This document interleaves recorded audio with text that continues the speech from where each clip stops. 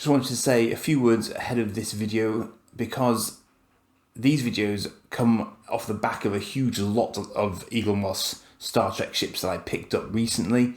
And so I've put up all the duplicates on eBay for you to have a look at, and I'll include links around and about the place. So if you've got any sort of interest in getting hold of a few of these to have a look at them for yourself, you can do so for a while at least, because it looks like they're not going to go flying off the shelves. I've tried to price them quite reasonably, so do please go and have a look. And without further ado, I will get on with the main video. Cheers.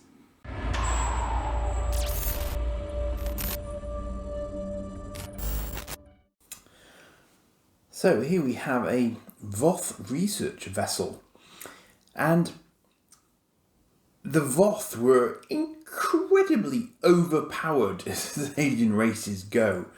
They appear in just one episode of Star Trek Voyager, and they pull this incredible stunt where they actually beam the entire ship into their ship, which is impressive.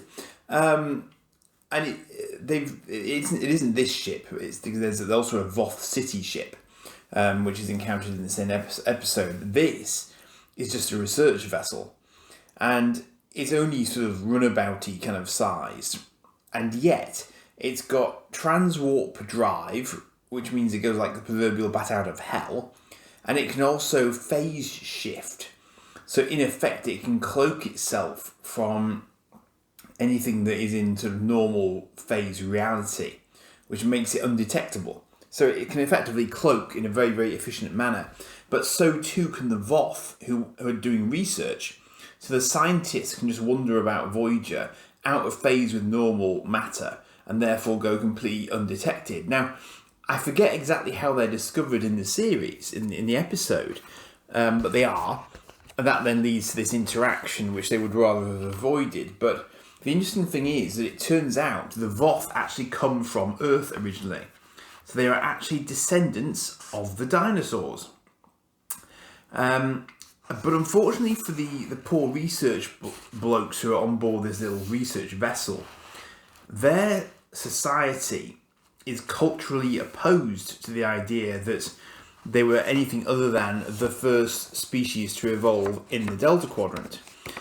Which means that, despite the fact they've now got all sorts of useful genetic markers and so on that they can point to say, actually, we are indeed descended from Earth, the powers that be on board this humongous mothership of theirs are saying, nope, we're not having it.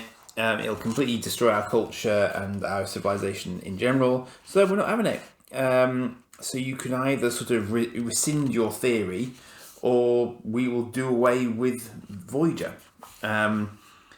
So he has to take the view that he has to basically admit to being wrong, even though he really wasn't, which is deeply, deeply unfortunate for him. This part of the magazine is just going into the prosthetics, because they weren't CGI. These guys were full on makeup, but it was an incredible prosthetic that they had to put on them, because obviously they're dinosaurs. Effectively, they're evolved dinosaurs. So it's going through Westmore's makeup here, and I mean it must have been a hell of a job. It's a pretty sort of hardcore thing to have to do every week to try and do that much intensive makeup. So yeah, I mean it's just really, really pretty ships as well. I mean a classic sort of Voyager ship of the week kind of scenario, but nonetheless it's still a very, very pretty ship. So let's have a look at the actual model now. I mean, it's kind of fascinating. I was just sort of thinking what would have happened if the Borg had got hold of these guys.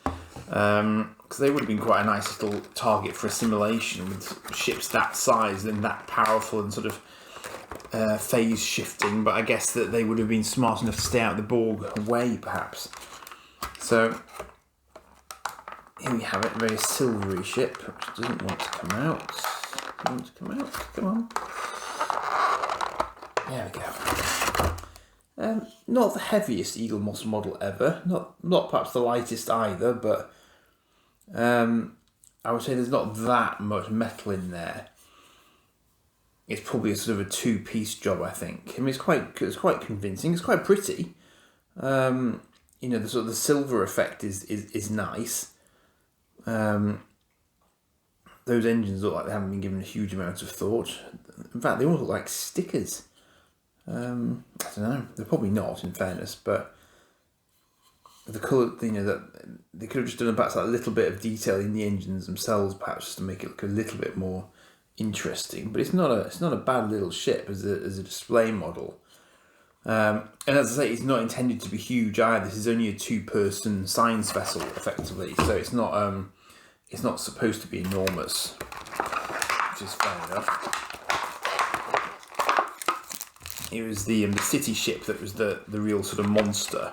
I think that was supposed to be about 11 kilometres long or something equally ridiculous. And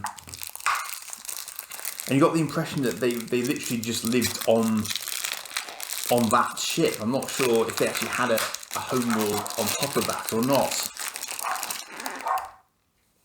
Now, this has got a rather unusual stand to it. The stand is literally a sort of a V shape. I think that's because of the shape of the back of the ship. So this is going to be an interesting one. So it's going to go in like that, I guess. It does do perfectly. Yeah, that's perfectly happy like that. How bizarre! I've never seen one like that, I don't think, before. So there we are. So that is the Voth research vessel. So I mean, it's not perhaps the most exciting one ever, but I do quite like it. It's quite sleek, and you know, its best offense is a good defense because it just phase shifts. So nothing can catch it unless you can somehow force it back into normal space, basically. So yeah, cool one. Right, I shall crack on with the next. Cheers for now.